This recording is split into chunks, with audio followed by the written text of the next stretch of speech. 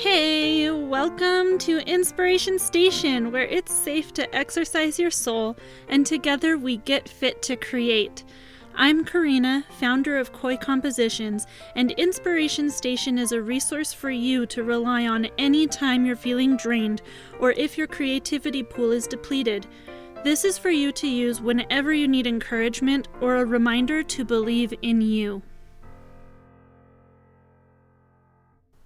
I am so glad to be back recording these and talking with you after a bout of health issues, and I'm so grateful that you are here after such a long break. Thank you so much. This episode is about perceptions and truth. These concepts often work together, but they are not the same thing, and I think it's really important to understand the inherent differences between our perception and truth. So, from the dictionary, to perceive means to attain awareness or understanding through the senses. So, perception is our mental image or concept of these senses and what we perceive. Truth is the body of real things, events, and facts. It is the actuality. Truth is not flexible, while our perceptions are as malleable as we allow it to be. Perception is also not reality. Salt looks a lot like sugar when you do not have the proper context. We are in control of our perceptions as often as we are aware of them, but we often cannot control truth. How does this relate to our creativity? Anytime we create something, we have a perception of what we believe our ability to create is. And that has an effect on how we actually go about creating things. If I believe that I am terrible at what I'm about to attempt, it will not turn out as great as if I believe that I have the capability to learn, right? So it's an important skill as a creator to be able to accurately measure your ability instead of just relying on your perceptions of your ability. Because the opposite is true, where if I perceive myself to be the best and I go forward and I am not, that is going to have a huge effect on what I'm able to create and how I'm able to interact with the audience of my creations. And this doesn't mean to get all doom and gloom, oh, I'm terrible, oh, I'm terrible, oh, I'm terrible. Please don't do that to yourself. That stunts learning and growth. We do not get better by talking negatively about ourselves and our abilities. Marianne Williamson said, "You must learn a new way to think before you can master a new way to be." If we want to create better or be better creators, we need to practice thinking as a better creator. That also requires us to be able to know where we're starting from, being able to measure that ability. Leonardo da Vinci said, "All our knowledge has its origin in our perceptions." Recognizing our perceptions is essential. We can't just ignore them. This isn't a skill of, I perceive this and therefore I need to not. It's more of being able to recognize, is this my perception or is this the truth of my abilities? And once we recognize the perception, then we're able to go forward and create real change. Sonia Teklai said, "Our feelings are a product of our perception." Perception is a very important part, not only of our creating, but of how our audience interacts with what we create. It is essential to recognize the relationship between perceptions and feelings and iterative experiences. Trying again and again and again. And how do we perceive those try again moments? How do we perceive our successes or our failures? How do we perceive our self-worth and in relation to those successes and failures? Do we assign our worth to the outcome, or are we able to just recognize the truth that Our worth never, ever is tied to an outcome. It is an inherent trait that we hold, no matter what. Then being able to change our perceptions to more accurately represent the truth. I want to talk to you a little bit about something that's called the Stockdale Paradox that was coined by Jim Collins, who wrote the book Good to Great. And Stockdale Paradox is wonderfully fascinating to me. It is named after James Bond Stockdale, who was a U.S. Navy Vice Admiral and aviator. He was awarded the Medal of Honor in the Vietnam War after being a prisoner of war for over 8 years, during which he was tortured extensively. In his book, In Love and War, and in various interviews where he shared of his experience, he talked of the duality of principles that held his survival: to stoically accept the brutal facts of reality, to face the truth of his situation. I am a prisoner of war and I am being tortured, while maintaining an unwavering faith that he would endure and even flourish, which is a wonderful perception that seems impossible to hold in his circumstances. Jim Collins and his team of researchers called this duality the Stockdale Paradox. I want to read this quote from James Stockdale about how this manifested in his life. He said, quote, "I never lost faith in the end of the story. I never doubted not only that I would get out, but also that I would prevail in the end and turn the experience into the defining event of my life, which, in retrospect, I would not trade." End quote. When asked who was most likely to die in the situation that he was in, he answered, quote, "The optimists. Oh, they were the ones who said, 'We're going to be out by Christmas,' and Christmas would come and Christmas would go. Then they'd say, 'We're going to be out by Easter,' and Easter would come and go. Then Thanksgiving, and then it would be Christmas again, and they died of a broken heart." "This is a very important lesson," he said. "You must never confuse faith that you will prevail in the end, which you can never afford to lose, with the discipline to confront the most brutal facts of your current reality, whatever they might be." End quote.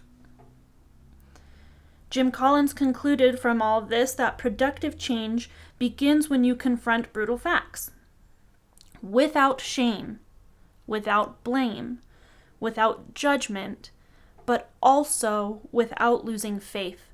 And I think this is so important to us as creators, to be able to recognize and face the facts and the truth of our skills and our abilities and our experience, but to not judge or shame ourselves for abilities or experiences that we have or don't have, for people that we know or don't know, for things that are currently happening or things that are currently not happening, and to instead recognize this is where I am, and I have faith that I will get to where I want to be, right? This kind of faith is an action of love towards ourselves.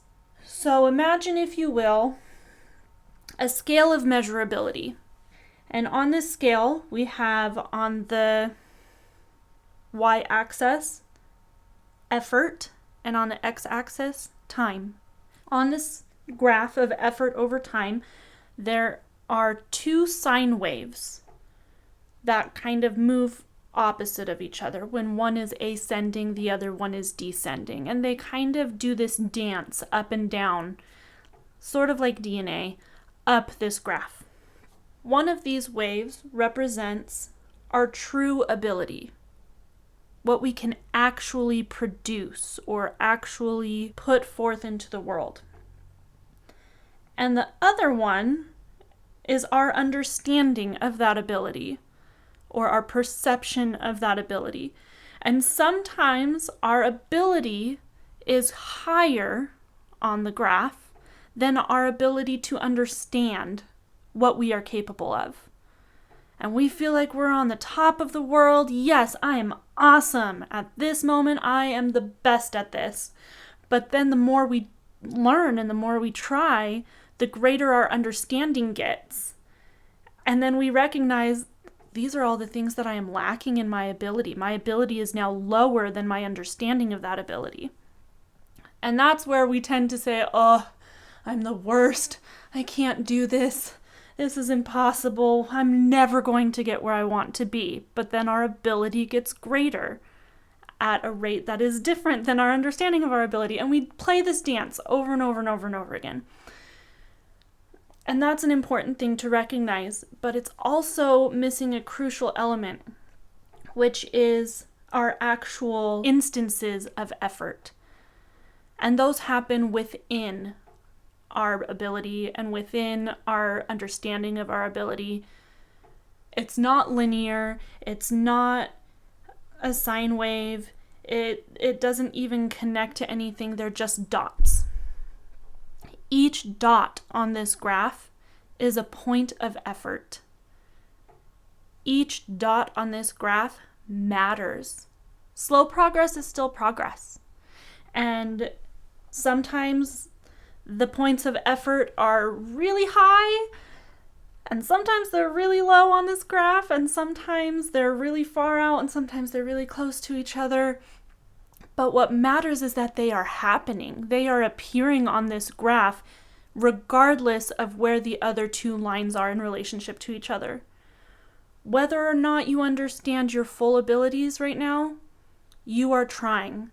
Whether or not your ability measures up to what you wish would happen, you're still trying. That is what I understand from this Stockdale Paradox, that the effort continues no matter what facts are facing us, no matter how we feel. And as we measure this ability, this true ability, not just our perceived ability, then we are better able to become the creators that we want to be. Instead of mimicking someone else, or instead of faking that we're at a certain place, we are able to, with truth and conviction, state where we are and thus know where we are going. When we can accurately measure our ability without imposing negative or optimistic perceptions upon our ability and see clearly what it will look like to prevail, and having faith knowing that we will prevail, we will see our path as to how to shine our creative lights before us and out into the world. I believe that your effort matters. I believe that having faith in yourself, no matter what situations you are facing, is an act of radical love. And what you can create and put out into this world, whether you perceive it to be good or bad, or whether others perceive it to be good or bad, remembering that perception is just a mental image or concept of our senses. It's not always truth. And even if it is true, what you are putting out into the world matters. And it makes this world better. And you will see the truth of that the more you keep trying. And I hope that you are able to recognize that the state that you are currently in is temporary. Temporary does not mean short, it just means not permanent. And the more you try and the more you keep creating and the more you continue to face the facts and the truth of where you are, with the faith and love that you can keep going and that you will prevail, you will continue to evolve and you will prevail and you will arrive to where you want to be as a creator. And that won't even be the end. There's no arrival point. You will be able to continue going as far as you want to go, with truth on your side, and with faith on your side, and radical self-love on your side, and with your passion to create and fill this world with your light. It's all on your side, and I know you can do it. I'm excited to talk to you again soon. Until then, stay creative.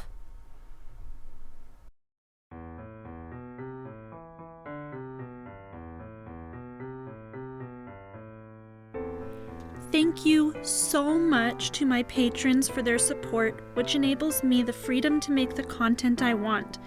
And a special thanks to you for listening. Please like and subscribe so you don't miss any releases, and if you want to support me and my channel, you can become a patron at patreon.com/koicompositions.